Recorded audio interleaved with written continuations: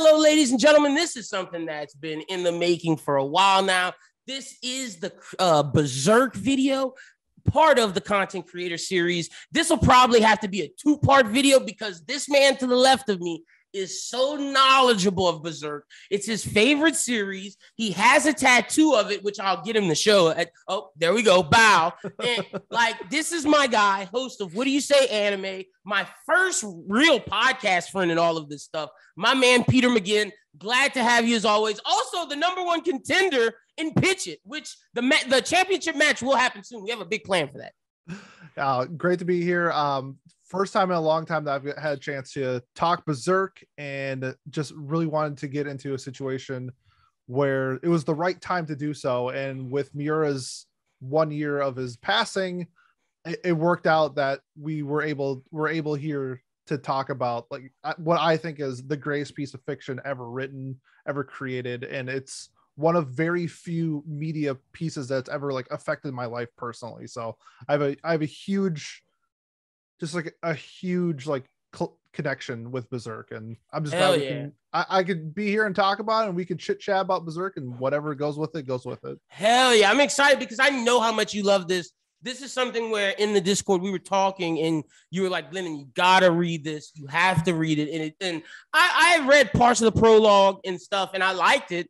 But when I actually sat down and read it, I was like, wow, this is an amazing, amazing story. The art is phenomenal. Like it's probably the best art in all of like manga. Like I would say it's like that and One Punch Man are just like they're just on a completely different level. It's insane. And we'll get into all of that. And like you said, the anniversary of Kentaro Miura's passing, we didn't even plan for that. It just worked out this way. So basically, because Pete's so knowledgeable and my guy deserves more than an hour, we're giving him 2 parts. He has to get 2 parts. And the way I'm feeling about it is the second part will be more about the second half of the story.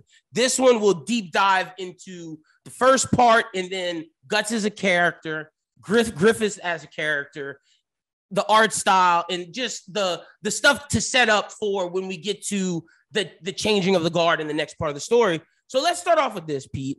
What's your overall, like, just coming in this initial thoughts, Berserk? Tell me about, like, if you remember, which I'm sure you do, when you first read it, like, what was your thoughts going into it? Like, let's set the scene. Since we're giving them like a 2-parter, let's like really like go from beginning to end with this.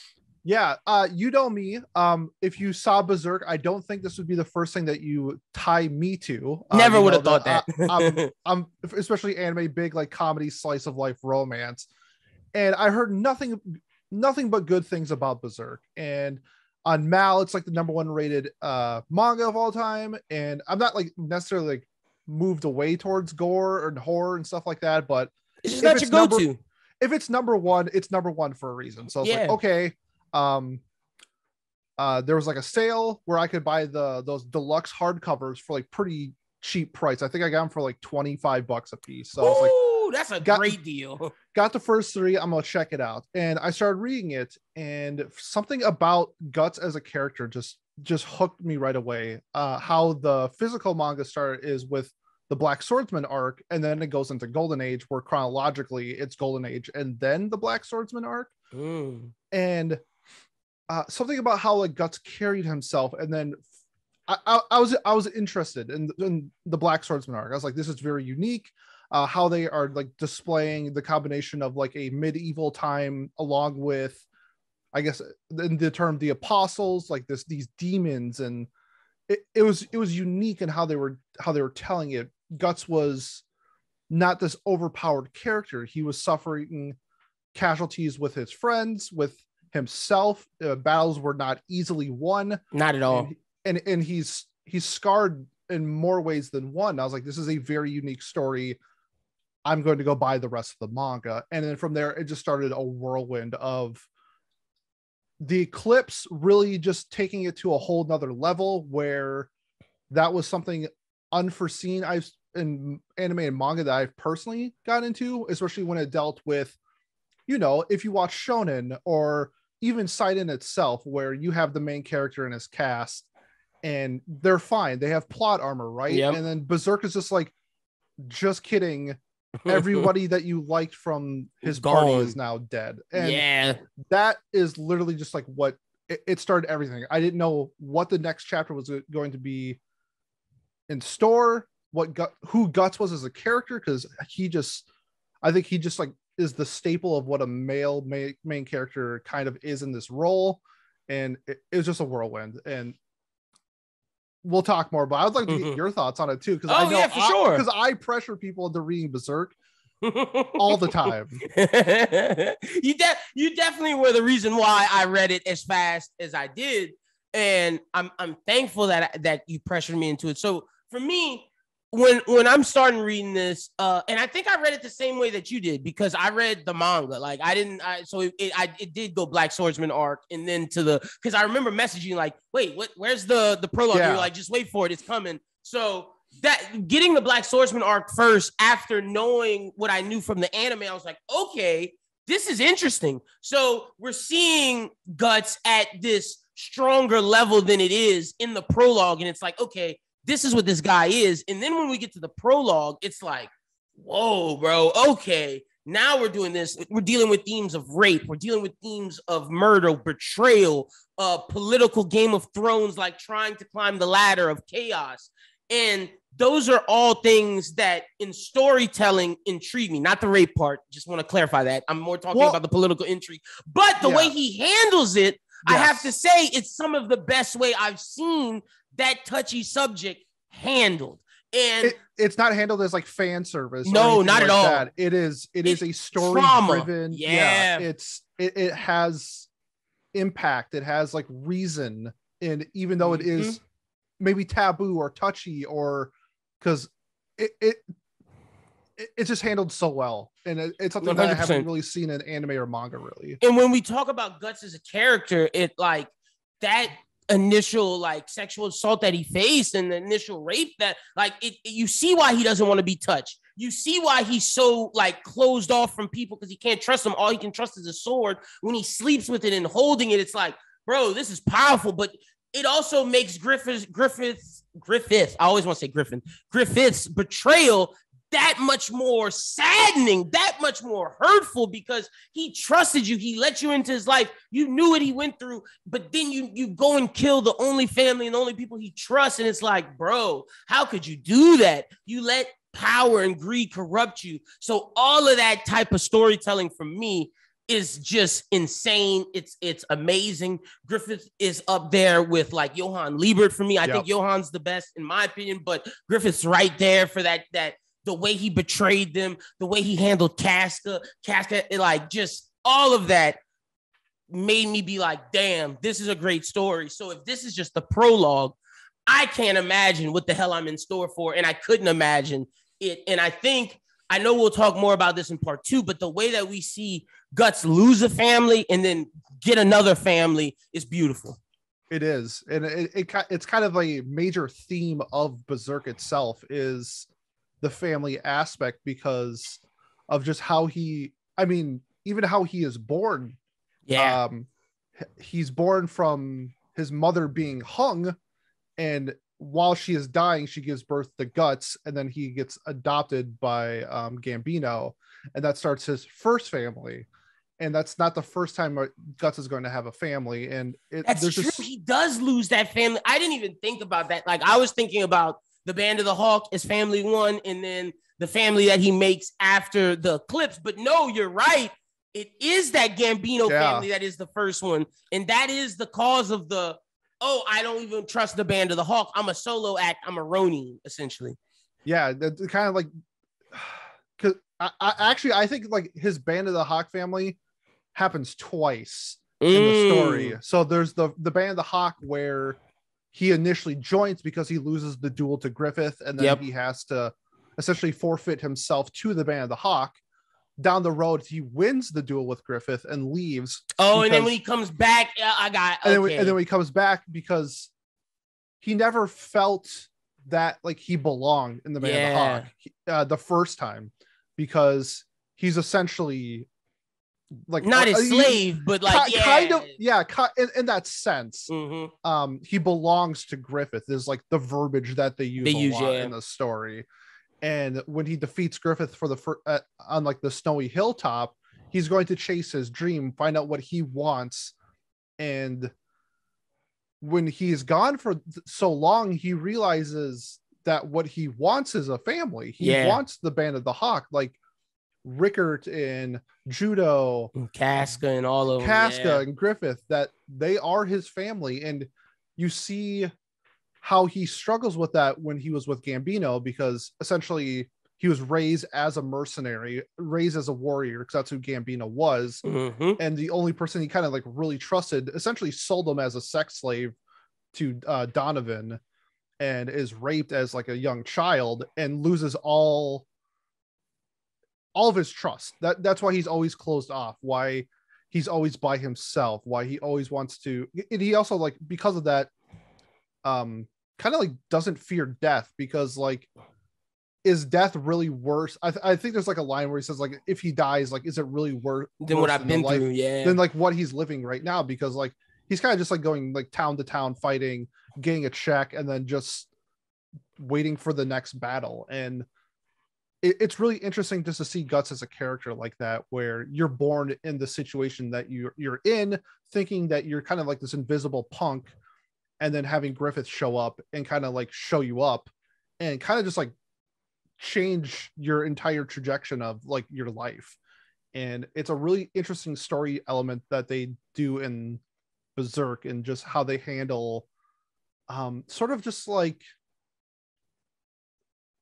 transitioning into like the next phase. I think they do that really well in Berserk. They do. They there's no low points. There's no like filler moments. It's like everything that he does, it's very deliberate. It's very like, for me to get from this Gambino to the Band of the Hawk thing, it's going to flow very smoothly, and the themes will not only mirror, but it will grow, but it will just be, I'm going to connect these themes through a family tree, and all of these themes connect down to each other for what he introduced in the beginning. Is just how he grows. So with that being said, great intro on it to start.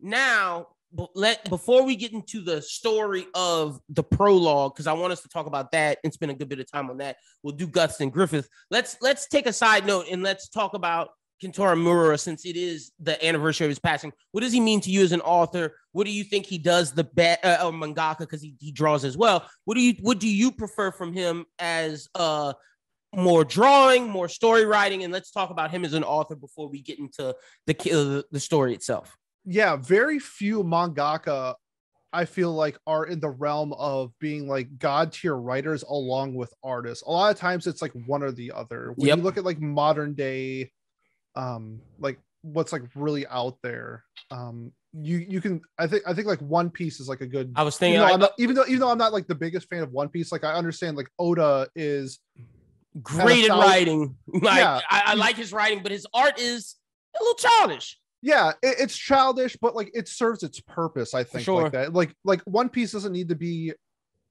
visually like blow you away, even though there are those panels, there are those anime episodes that definitely like stand out.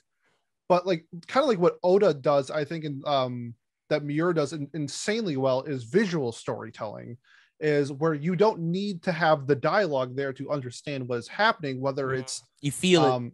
Yeah, whether it's like a connection between characters or if it's like a symbolism in it. I think the biggest like the one that people point most to, especially in Golden Age, in terms of the visual storytelling, is after Guts kills that kid and he goes to find Griffith, that you see Griffith on top of the stairwell and Guts is like on the bottom, and you see the gap between them. The gap between, and like that's just like that's on purpose. Like no, that's not like that is Miura telling us that Griffith is at the top of the stairs and Guts is here. And it's just stuff like that where it stands out in his storytelling, where not only does he have like my favorite like quotes and dialogue of all time, it's stuff like with his visual arts. storytelling. Yeah. Yeah. To that point, let me add something. Out. The way that Casca and Guts' whole relationship is visual storytelling. Like they rarely speak. And I think that's so impactful. Like when they make love to each other and when I just think of them under that, in the tree next to that waterfall, all of that is like visual storytelling where you feel their love for each other. They don't have to say it too much because they've been through turmoil. Guts has been through the worst. Casca's been through the worst. And they just feel it, and they're connected through their trauma, and you feel it through the page and through the art. And you see it in like there are specific scenes in their fights where Guts will like back up Casca and Casca will back up Guts, and there's no words spoken. It's because like like, hey, this is how tight we are. Like we don't have to like say anything, and I know what you're thinking. And then when you get toward when Guts comes back, and then he realizes that he loves Casca. And Casca at that time is a little confused, but like realizes that she also has feelings for Guts. Like they don't say anything to each other really. There's like the scene where like Casca like stabs Guts, and Guts is like, I mean, Guts like lets Casca stab him. Yeah, that's kind of just like it's just like overwhelming emotion that doesn't need to be spoken. It's you can feel it, and you know Casca is like struggling with those, coming to terms with it, because her whole life was Griffith. Like Griffith saved her from being like raped and kidnapped, and now she doesn't have him, and it's like and now she doesn't have Griffith anymore, but now Gus is back, and it's like, oh, like was Griffith more of just like what what she pictured as, because I do think that she did love Griffith, but like I think she was like kind of like lying to herself. And it was more so like a like, you know, those boyhood crushes where you put people on this pedestal, but you don't really know them. And then like when you get to know them and you get older, it's like, did I love this? Did I like this person? No, like this is what I really am after, whether that's love, whether that's like just like a friendship, like it's with Guts, but you still cling on to that Griffith, that old thing. And Casca does. And you see that throughout the story.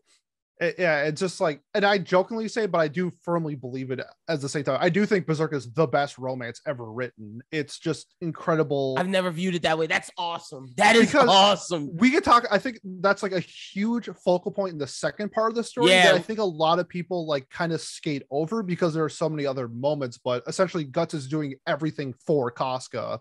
Like everything he's doing is to get the Casca. See that? Okay, that's definitely a part. I'm actually gonna write that down for part 2, us to bring up. But it's okay, No. Go ahead. What are you gonna say? No, I was gonna say like that's like one of my favorite parts of this, like because this story is 2 halves. It's Golden Age and Black Swordsman, and then after that, like everything else after the eclipse type of thing. Well, even though Black Swordsman is after the eclipse, but no, I get what you're saying. It's like that's the beginning portion. Yeah, it's kind of interesting because Black Swordsman was written as the pilot to get Berserk serialized, and then kind of like Quentin Tarantino did, and went back to where he actually wanted to start the story. So it's kind of like, where does the second part of the story? I do like Golden Age and Black Swordsman in one part. That's part 1, no, for sure. And that's how it's supposed to be. Now, let me ask you, since we're still talking Mirror before we get to the Golden Age. Yep. How do you feel about where we are now with his tragic passing, about where the story left off? Are you okay with what even though obviously there's no other choice, but as Berserk, as a big fan, are you okay with what we got, where we got it? Yeah, because where chapter 364 ends, it kind of concludes the Fantasia arc, and whether you want more or don't want more, just based off like what you think Miura like would have wanted or does want, it's kind of like iffy. I think like where the story is like solid. Yeah. And it's hard to say like whether I want like Berserk to continue, because there have been like reports and stuff that Miura wanted to finish Berserk. That was like his dream. Even like the last chapter that was published was mostly written and drawn by his assistants. They have the manuscripts for Berserk. So like, would you be okay if they finished it? There's kind of been like reports that like the assistants know how Berserk wants to end. I do think it's one arc away. I would prefer it if it was written as like a novel. Gotcha. Because like the art is not only the story. Yeah, you can't replicate his art. Yeah, you can try to replicate the words, but like, nah, bro. Those drawings is different. you can transcribe the idea of Berserk, especially if you have his manuscripts, especially if you know how it's supposed to be end. But like the art is Miura. Yeah, it's who he is. It's a part of him. I mean, unfortunately, it's like one of the reasons why he passed away was his constant work schedule and just and the rigorous. It's bad, but like it sucks. Like that's what happened, but like that shows how much like Berserk meant to him. And to me, I think that's a part where he dedicated his life to it. Yeah, and it would be something where I wish it was kind of left there. And if you could just have some people like in the industry like take the manuscripts that Miura has, write a novel so we kind of know how Berserk ends, because if that's how he wanted it to go, then I think that we should try to do our best. Yeah. And yeah, so I think that's the best idea, honestly. Like, I really like that. That is, and I think that being that I know how much you love it, it's coming from a place of, okay, I understand that like we can never get this. He wanted it to end, so why not give us this novel form? But we don't tarnish the legacy of the art and of the manga itself. Yep. Here's just a novel, so all the super fans and all the people who loved him get to know how it ends. That I actually really like that idea. Yeah, it's just tough because he didn't have any immediate family. He wasn't married, didn't have any kids. So no one to really have a say on it. Yeah. So it's kind of hinted that like right now it's more of like a legal battle of like how, like who owns what. Who gets it? Does the company get it? Like, oh yeah, does Dark Horse does Young Animal who serialized it own the intellectual property? It's really touchy because of, I mean, you're a One Piece fan. What if Oda passed away? Yeah. Like, it's just like, what do you do in that situation? Because One Piece means so much to so many people. No, that's a fact. Like Berserk means so much to so many people. It's that type of story where it's a slippery slope. Like it is. Yeah. I think no matter what decision is, like because decided, it could be one of those things to where it could be like that. I hope it doesn't turn into a money grab to where like these corporations are fighting on and they're going to end it just to get the cheddar, get the fetty, and like and not do it with love. To where I think with the idea you pitched, that could be done with love. My thing is, as long as whatever's decided is done with love and respect for him, I'm okay with whatever happens. Yep, I agree. So awesome. So that we got that taken care of. If you have any that stand out, give me some of your favorite art from Golden Age and Black Swordsman. If any like any moments that you think of stand out. I think the first time we see the skull homie on the horse. Yeah, the Skull Knight. Yeah, that was a moment for me. And when Guts fought that first demon under the like the castle or whatever, and like before it rides off into the space, he's like, and he predicts the future. That panel as well. Those are two that stand out to me in the beginning. Oh man, for me, I think the first time we kind of meet Puck in the like the brewery that they're in, and Guts just like shoots people in the head with his arrow gun and just like slices people in half. Okay, now that I think about it, by far out of the Golden Age and Black Swordsman, it's the first page where Guts is having sex with a demon. I remember opening it up and being like, what the fuck is happening? It was so, which is crazy because that panel is tied back into was it the fourth arc? Like, that demon gets brought back. Like it's wild. Or Golden Age, it's one of the arcs. Like that specific demon isn't a random demon. It has a purpose. It's a purpose. It's crazy that like he had like it's like so hinted foreshadowing. It's just wild. People always ask, did Oda, and I'll use this, did Oda plan out all this stuff in advance, or is he going by the fly of his cuff? Well, I know I can say this. Miura planned out all of this shit. He wasn't going by the cuff of his shirt. No, sir. This was like you said, for that demon to come back, he had a map to where all of this was going to go. Yeah, it's It's crazy. Obviously the eclipse, because I was about to say, when you first meet all of Griffith and all the other homies, like, yeah, all the God Hand, it's horrifying. And especially it's really done well in the 97 anime because of the art style. The art style is like very gritty, and I think it really resonates with that horror style of art. And there's a handful. The Golden Age has some of my like favorite like quotes as well. If you could say those here too. There's a scene I mentioned it earlier in like the visual story element where Griffith is on the top of the stairs, and he says something like, everybody's dream is a storm, and in order for my storm to like win, 1,000 other storms have to die, or something like that. So it's just like he knows that everybody has a dream, but if I want my dreams to come true, 1,000 plus people, like he knows that like sacrifices are going to have to be made, whether it's he has to trample over those dreams to get to where he wants to go, whether it's through war or in the eclipse, his own like family. It's just such a cool way to see Griffith as a character, where it's a little sinister, not like you think about, but at the time it felt to me genuine, genuine. Yeah. Like in like medieval times, like if you wanted land, you had to go to war, and like war was like a very common thing. And you didn't think of it as like, hey, I'm going to kill my whole band. Like when you read that part. Yeah. You know, like he just says like, I want a kingdom. In order to get a kingdom, people are going to have to die. It's like, oh, you're right. And then you realize later that like, it was so much worse than that. It was the whole world gets changed. Now that we got some of our favorite art moments, we talk Kinter. Let's get to it. What people want. Let's dive into the story itself. Who do you want to start with, Guts or Griffith? Because that's how I feel is the best way to talk about the story, is to either go with one of them and then just go down the rabbit hole.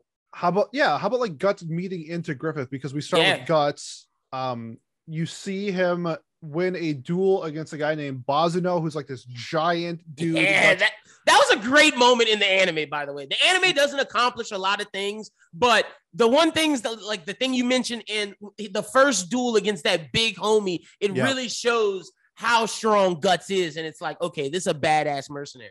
Yes. And leading from that like battle and Guts kind of being on his own and kind of getting ambushed by the Band of the Hawk, and then him leading into meeting Griffith for the first time, kind of like that, to me, that's like where the story like begins, because they are the focal points of the entire story. They are the two main characters. They both are like connected to each other from the get-go.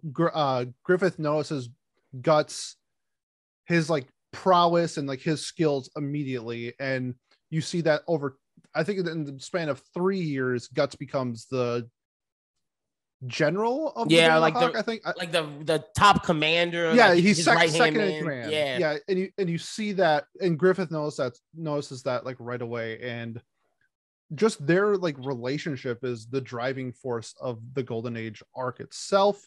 Guts understanding that he sees something in Griffith that he doesn't see in anybody else, and he can't explain it. That's what I love about it. He can't turn it into words. It's just something that intrinsically he knows. I have to follow this guy.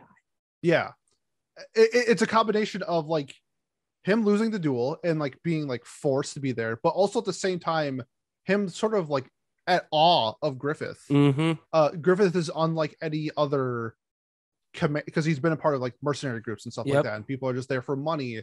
Griffith isn't there for money. Griffith is there to, accomplish his dream, essentially. His dream, and like he sees the good in Griffith. He sees the change in Griffith, because in that time frame where Midland is, it's all the same shit. They've been in war for 100 years. It's, you know, like corrupt politician, corrupt king, blah blah blah, and back and forth, and people just kill each other.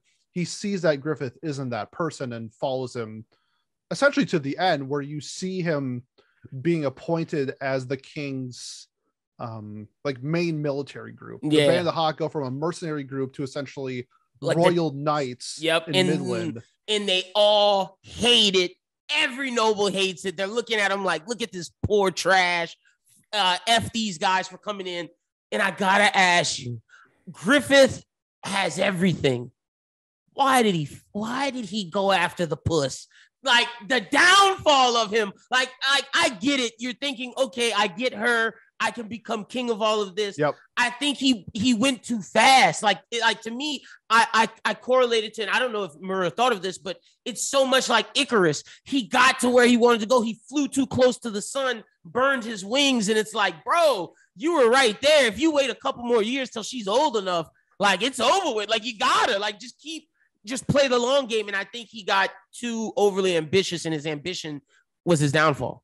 Because you see that in the time frame that we see it from Griffith meeting Guts until that point, where Griffith always gets what he wants. He wins in every single battle. He outsmarts people. He does any means that he can in order to succeed. And you see that. And when Guts beats him in the duel, speaking of visual storytelling, Guts breaking the sword of Griffith is breaking the psyche of Griffith. Griffith goes crazy after that. He snaps, and he knows that the way to be a king is to wed Charlotte. And instead of taking his sweet time in order to get to that step, he just goes straight for the jugular. And he knows that he can sleep with Charlotte whenever he wants.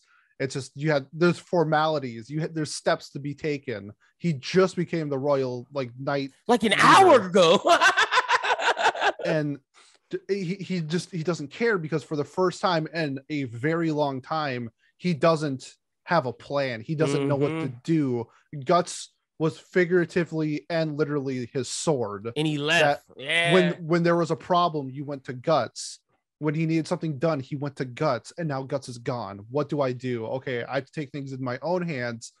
And it ends up being the downfall of the Bane of the Hawk for Griffith, and essentially for Guts too, because Guts comes back too late and finds out what happened. And his ass is in the worst possible situations. But before we even get to that, speaking of visual storytelling, the moment where Griffith's on top of her and missionary and his hands are over the bed and he's looking up, and it's like, bro, that is a scene. The anime again, another moment that the anime gets really well is the sex scene between him and Charlotte. It's just like you see the madness in him when he's not doing it out of love. He's not. No, it's all madness, and you see it, and it's like, bruh. And meanwhile, she is thinking, oh, this is love, this is passionate, but she doesn't realize nah, this dude is psycho right now. Yeah, because she sees Griffith as... It's almost Patrick Bateman-esque. A little bit, yeah. Charlotte sees Griffith as the knight in shining armor coming to save her. She has issues with her dad, and Griffith is opposing her father.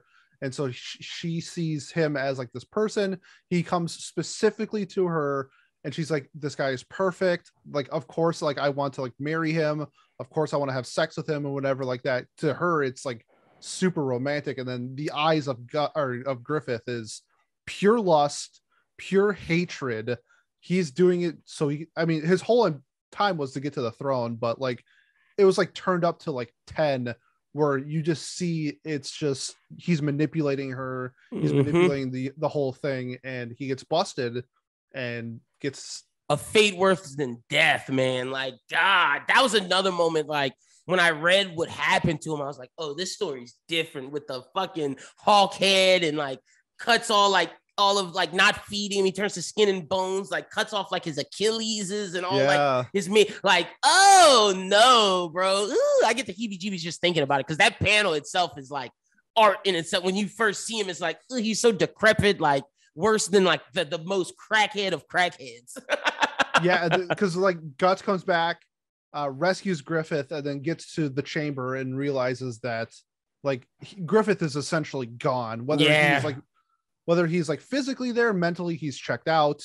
He's essentially not a person anymore. And they kind of try to find ways to make Griffith a human again, and it's just nothing works. And you see that when he gets to the eclipse, where Griffith is sort of he has to pick. Does he choose the life of his dream, getting his kingdom, becoming a god, or does he not go through with it and be the shell of a human that he is. And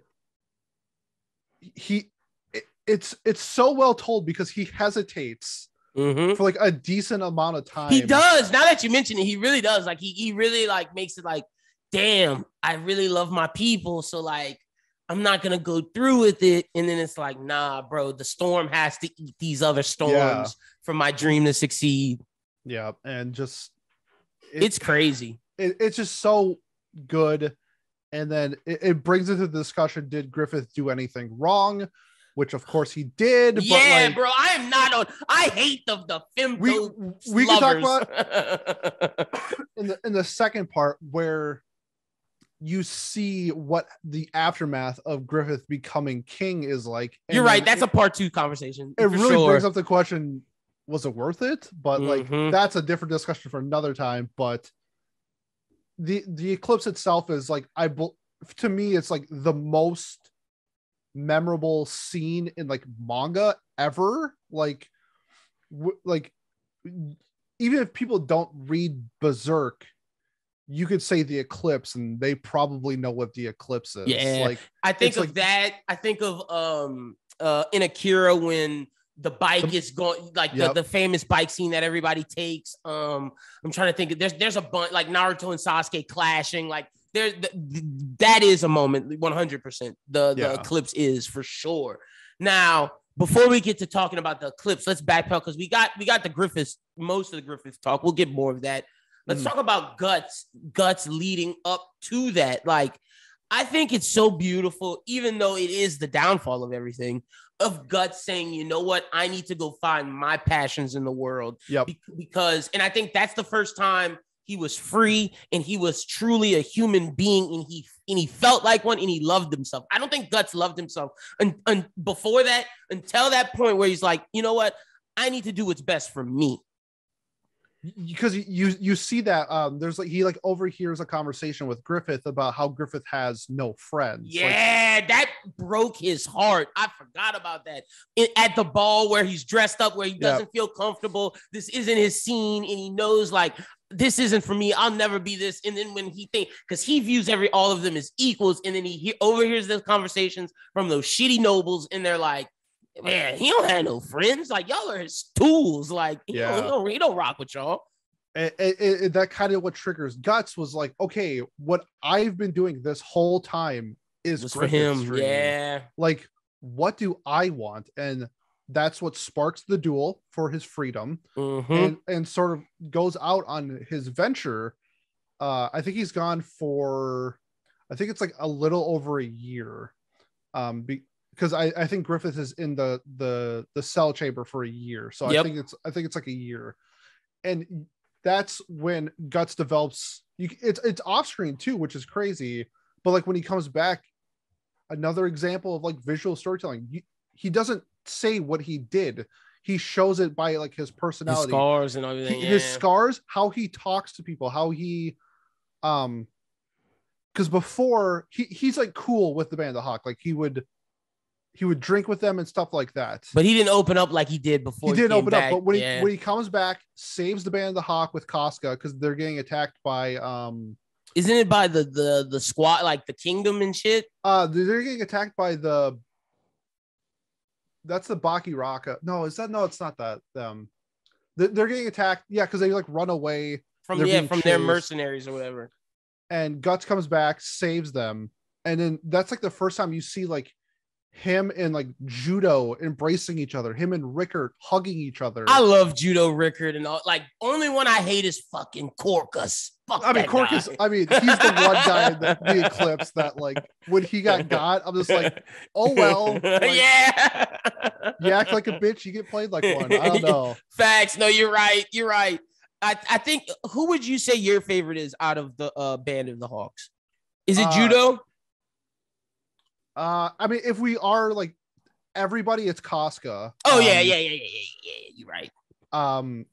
I think she's just one of the best female characters ever, even for like the limited screen time that she gets in the second half of the story. I just love who she is as, I mean, this plays a theme in the story, so I'm not just saying this to like be whatever. As a woman, Yeah. I think how she portrays herself in a group of all men is just so well done. But with the other group, I'm a big fan of Pippin, the big boy. Love Pippin. He's just like, I think he says like 2 words. Yeah, not much.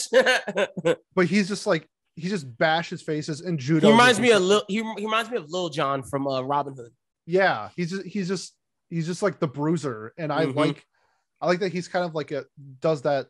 He backs up Guts a lot. Yeah, he does. In that style of just like brute force, where like Judo is like, knife throwing. He's a little bit more. I love his knife throwing though. He's badass, and I like him. And like, to me, Guts had relationships with the Band of Hawks, of course, Casca, but the next one it is Judo. I think he has the best relationship with Judo. You see it in the Eclipse where Judo understands that Guts loves Casca and Casca loves Guts, and Judo's one of the last surviving members, and he essentially sacrifices himself to save Casca. Yep. And that's just like, it shows who Judo was as a person, like through and through. He was always for the Band of the Hawk, and even down to the last second that he gave everything to, like, I think he probably could have like pushed Casca to the side. He probably would have died regardless, but like he did sacrifice himself to try to save Casca. Guts, yeah, and to save Guts, essentially, because he knows Guts loves him, and he knows how much Guts has went through, and just the fact that Griffith did this will hurt him, but at least he'll have Casca to be there with him. I feel like that's what Judo's thinking in that moment. I just think in that moment, it's just like you two, you have to be together. Yeah, y'all survive. Whether it's like, if I die and it means you get 10 seconds more together, like, I am willing to do that. And that's like his character. And yeah, Judo's fantastic. I absolutely adore him. Now, how do you feel about I was about to ask you about Casca in the terms of what happens to her in the Eclipse and how her character leading up. Like you said, she's this badass woman in this world of men. She found her way. She made it through. She didn't revolt. She didn't become a damsel in distress. She wasn't this person. She always stood her ground. And then she loses herself in this moment of the Eclipse, and she becomes a shell of herself. And how did you feel that was executed? How do you feel about that? Oh, man, during the Eclipse, it was absolutely horrifying just to see the level of like, the scene was something else. And that's why in Griffith, no one can ever convince me that Griffith did, like, when they say Griffith did nothing wrong, I just go to that scene, and we're talking about the abuse of Griffith of Casca. Yeah, it's just, it's hard to say as like who she is as a character, because they're all kind of just like trapped there. And it's really hard to say, to be honest. I don't know if that scene specifically represents her. It's more, I think, of like what was happening before. Yeah, no, for sure. I think that scene represents, like, I don't want to say the death of her, but like almost like just how far Griffith has fallen, and the person that has loved him the most up to this point, that's what he would do to her. Yeah. He's not a human. He's evil incarnate. I mean, she's essentially destroyed. Her psyche is cursed. She sort of loses herself. We see that more in the second part of like what is actually going on in Casca's head, which actually leads to my favorite panel in Berserk. Ooh, okay. Is during that one of those scenes. I can't wait to talk about that. Yeah, I'm gonna save that. I'm excited. Okay, cool. It's my absolute. I think it's like chapter 321 or something like that. It's my absolute. That's what we call in the business a tease. Yes, yes, it is. It is the most. When I read that chapter, I literally like gasped. But we'll save that for then. Just. Man, I'm just trying to think of what else we could talk about in terms of like, the golden age. Yeah. Do you have any favorite fights? Because we've talked. I think we've done a great job talking about characterizations and character themes and all the meaty stuff. Let's do the fun stuff now. Like any of your favorite fights. Like, bro, when Griffith and Guts and Casca fought, I'm telling you, fought that. It's not a minotaur. It's like Zod. Zod, yeah, Zod. Yeah. There we go. When they fought Zod, that was a moment. My favorite shows who Guts is as a person through and through is the him versus the 100 battle where he becomes the 100-man slayer. Yep. And he gets that title where it's him and Casca. They're surrounded, and they have two plays where those two can fight, or Guts can hold them back, and Casca can go and get find the Griffith and get reinforcements. And Guts is just like, go get like you're more important to the band of the Hawk than I am. Like, go get him. And it's just Guts had full intention of dying in that fight. He pushed his limits through and through, kills every single person. When they come back, it's really well done in the manga. Props to Berserk 97 as well in this scene. Yeah, they captured it. Where they come back and they see Guts leaning against a tree and he looks dead, and then like the sun kind of like gets through the branches and shines the light on Guts, and Casca runs over and then he opens his eyes, and it's just like, and then Casca like can't hold. She just starts bawling. Yep. She thought Guts was dead. She's like, you big dumb idiot. Like, yeah. And everybody starts celebrating, like, Guts, like the 100-man slayer Guts, like, give it up for Guts. And everybody starts cheering. And that's, to me, is just like the staple of Guts's like action battle persona in the Golden Age specifically. I think the other one was him in the Eclipse. His arms getting stuck, his arms stuck by an apostle, and he sees what's happening to Casca, and he'd rather chop his arm off than having to stand there and watch. And that's just another thing of who Guts is as a person. Like, I'm willing to sacrifice myself for anybody on my team. Yep. If I love you, you had like unconditional love, like unconditional love. And it's just so well done. And it's why I resonate towards Guts just in his early beginnings and just who he becomes as a person after it, because after the Eclipse, he is a broken man. Yep. And he has to pick up the pieces. So chronologically, this goes into the Black Swordsman arc, and you see he's more unhinged. Doesn't give a fuck. He does not give a fuck. Like, I think like old Guts, if you walked into like the brewery and they were having like a discussion or an argument, he maybe would like fight them, but he's just like, nah, I'm gonna kill you. I'm like, massacring you. All he's like, I'm sick of like what I'm like seeing in this world. You are like he sees like these people as like, you are the reason why we live in this world. Like, he's just unhinged, and you just, I think that's like a representative of any person in real life if they went through something like that, where you just lose it. You just, whether is that one bad day thing that Joker always talks about. Like, you put Guts through so much. A person can only take so much before they break. And he took a lot, and like, it was over with at that point. Like, he doesn't give a fuck about any of y'all. And I think it represents very well, which we'll talk about in the next part, of the fact that he has that armor. I think that armor represents very well of how this dude is just, he's been through so much. It's like, he has nothing left to give, but just violence and just death, and just, I'm gonna just chop all of you down because y'all have caused all of this to happen. Yep. And then who saves him? It's Casca. Even though she's not there, it's like the idea of Casca is what saves him as that part of his life where he is at probably the lowest he's ever been, which is crazy about how awful his life has been. And it's sort of the theme of being, when you're a Berserk fan, you're referenced as a struggler. Like that's the joke. Yeah. That's like the joke. Like, we all struggle, like Guts struggles, but like it's a theme that resonates with me. When I read this, it was at like a really low point in my life, and just like that theme of, today sucks, but like, you're not going to give up today because you're going to try doing something tomorrow, and tomorrow might be better. It might be worse, but like, you don't know until you get to try. tomorrow. Yeah. And that is a massive theme with Berserk. It's what resonates with me to this day, where if I'm ever feeling down, I'm like, tomorrow might be the best day of my life, but I don't know until I get to tomorrow. 100%.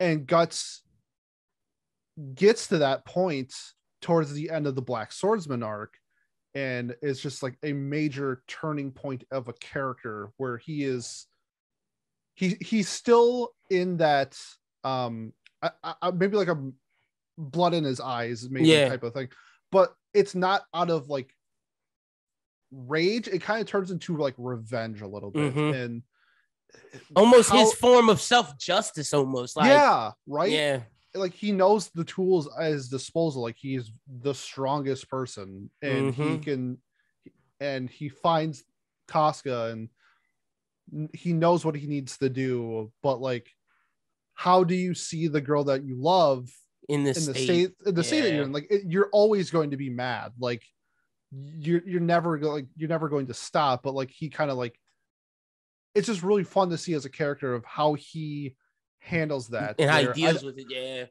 It's not just constant bloodlust. It's we talk about in the second part, but like how he thinks about it and stuff like 100%. And I think that's really the perfect way to end, because I think we covered the first part perfectly. You guys are getting this on a Friday, and I'm sure, because I know Pete always open to record, I'm gonna try to get you to get part 2 on next Friday. So this will be, you only have to wait a week. Pete, tell the people where they can follow you at on social media. This was a great conversation. For if we do it next Friday, you can see my new tattoo that I'll be getting. Hell yeah! Which is coming tomorrow. Well, we're recording on Thursday. Are you getting it on Thursday? No, I'm getting my tattoo tomorooh. Oh, okay. So. Well, then they'll see it. Okay, perfect. Yeah. Okay. Cool. Yeah. So I'll show that off to you. I'm getting a Mob. I can't wait. Ooh, okay. You know I love Mob. Another character where I could talk about for hours. Well, then about how I love Mob. Now that I know you love that, before Spy Family, before we even do that, we're gonna bring you in for the Mob discussion for sure. Hey, let's do it before season 3 drops. Yes, sir. Yeah, but my name's Pete. I host an anime podcast called What Do You Say Anime. We are a weekly variety podcast. We do a whole bunch of different stuff. Games, reviews, discussions, whatever. So if you are a big fan of anime, check us out where you have visual and audio content wherever podcasts are found. It is great. 100%. Pete is one of my favorite podcasters out. I love working with him. He's very knowledgeable, as you guys can see. Please go follow him. Please go check out What Do You Say Anime. They put out incredible content. I love their anime club where they dive into specific anime and they break down the whole show. Very good argument. Same thing with Manga Club and Anime Jeopardy, which I think is still some of the best shit out. Yep, we got Anime Jeopardy 7 dropping on Tuesday. Ooh, okay, so y'all definitely check that out. Next week you'll have that. You'll have part 2 of this conversation, but you can follow me at LinBWT. Follow the Bros Who Think at Bros Who Think. Anime Talk is out. The boys are back. Make sure y'all check that out. The latest Bros Who Think podcast is out. Manga Melee, our new manga podcast. The first 3 chapters are out. Chapter 4 should be out by the time you guys hear this. If not, then it'll be out next week by the time you hear part 2. Bros Who Binge will be back on Monday, so be sure to be on the lookout for that. Discussing Winning Time, the finale of Tokyo Vice, and all the good TV out right now. And then Run It Back. We'll be back next week. We're reviewing The Dark Knight, the classic Batman movie, and we're probably going to do the Batman versus Dark Knight conversation in there. Hell yeah. So be sure to check out all of that. And follow me on TikTok at Lyndon James Burton. And follow me on Mall, my anime list. I'm just starting. It's getting new, LynBWT. But this is part 1 of our Berserk conversation. For Pete, my name is Lyndon. You guys have a good one. Part 2 will be out next Friday. Enjoy it. And then until then, have a good one, and peace.